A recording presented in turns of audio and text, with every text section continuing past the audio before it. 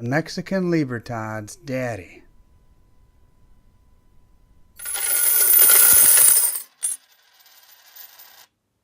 T. Hello, silver fans. Hey, this is T, and you're in the place to be for silver education, acquisition, and entertainment. In today's episode, we talk about the mysterious Mexican Onza coin. Is it a coin or is it a round? What's the weird machine on the obverse, and how does it work? Are they worth stacking? I will attempt to answer all these questions and more. But first, I hope that throughout this video you learn a little something. And if you do, please hit that like button. And if you're new here, please subscribe. Okay, let's see what we got here in the mail.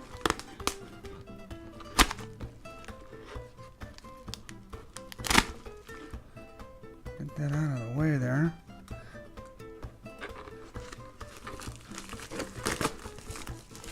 Get the paperwork out of the way. And, oh boy, let's see.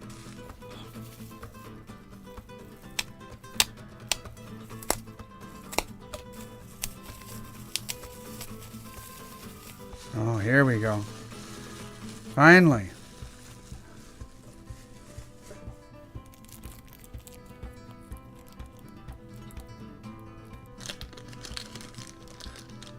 Here they are, ladies and gentlemen. The mysterious Mexican Onza coin. There's the balance and scales. There is the coin press. 1980. 1980. And you guessed it. 1980. So hey, let's talk about these coins. These are the predecessor to the Libertad, and just by comparison, you can see the size difference here is pretty great.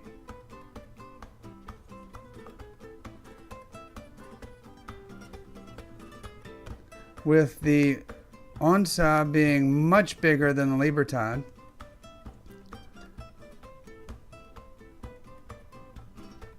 So what is an Onza? Well, for starters, it's a big old Mexican silver coin. And that's the first question I pose to you is I've heard these called both ways, coin and round. So which is it? Is it a coin or is it a round? It says here, Casa de Moneda de Mexico. So it's from the Mexican Mint. Does that mean it's backed by the Mexican government and therefore it is a coin?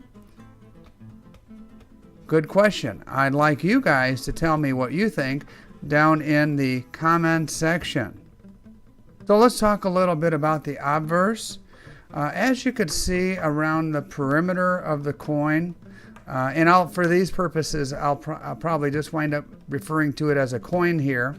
But around the perimeter of the coin, you see some artwork that I've seen in many different places, as in my travels around the country of Mexico, throughout the interior, on the coast. I've been to lots of different places where there are ruins, and I've also been to the Mexican National Museum of Archaeology, and you see these markings around the perimeter, this little design. That's prominent throughout pre-Columbian Mexican artwork. That is a throwback to the heritage of the Mexican people. And then on the front, obviously, it has this big thing. And for the longest time, I didn't quite know what in the world that was. It's a coin press. So then, again, another throwback to the old ways of doing things. The first use of coin presses can be dated back hundreds and hundreds of years, many centuries ago. These coin presses came into use, and that's certainly not the way the Mexican Mint currently makes their coins, or even in 1980 when this was struck, but it's a throwback to those days of the coin press. More specifically, the screw press. And I was very curious about the screw press and how it worked.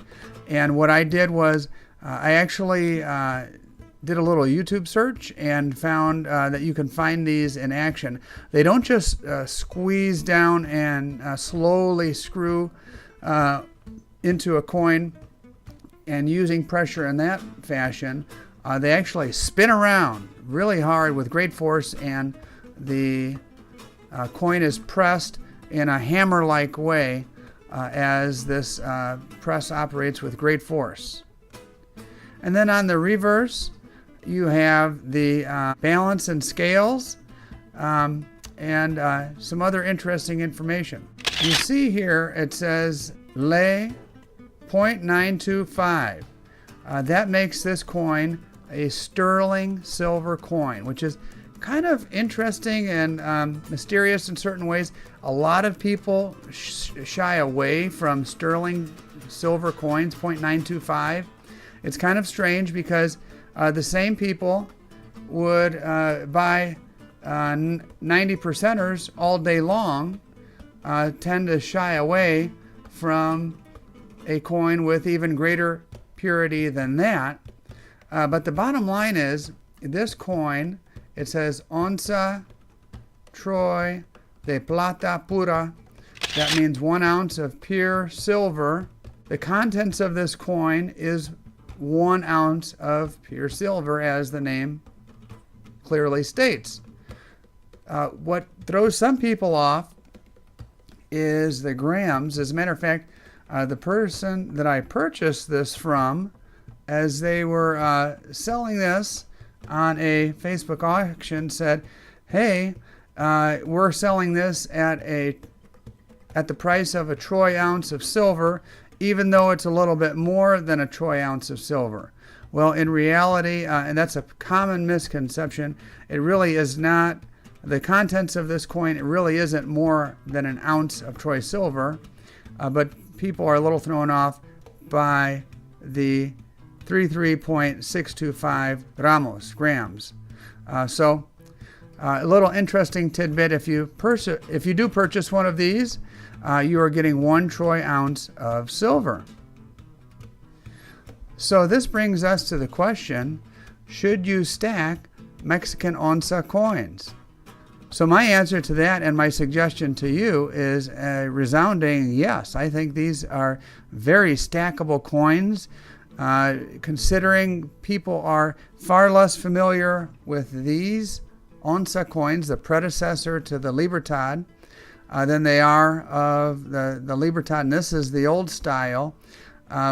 These Onza coins often go overlooked. So if you're able to find these at a coin shop and people are kind of ignoring these, that might be your golden, or I should say, your troy ounce of silver opportunity to pick these up at a decent price. So let's talk just for a moment about the history of these Mexican Onza coins. And it's kind of strange. The Mexican Mint began striking these in 1949, and then they continued to strike them on and off throughout the decades, but all of them had the date 1949 on them until they began restriking them, or restriking them once again consistently, and then dating them 1978, 1979, and 1980. And then they stopped. And then the Libertad was born. This happens to be a 1982 Libertad, and some of you may know the history that although the date on the Libertad is 82, there were 82s and 83s and 84s, but none of them were really released until 1984. Oh, and by the way, if you happen to be a fan of the Mexican Libertad coin, be sure to check out one of my previous videos where I go into far more depth on my personal favorite, the Mexican Libertad. So this brings us to the end, my friends. I am going to leave you with 2 questions. Number 1, coin or round? What do you call the Mexican onza? And is it worth stacking? Yes or no? Or in Spanish, sí or no? Hey, thanks for watching. I hope you learned a little bit about these Mexican onzas. I hope that you'll keep your eyes peeled for them in the coin shops or elsewhere, wherever you shop for your precious metals. And I will leave you with my mottos, my friends. May your premiums be low and your stacks be high. T.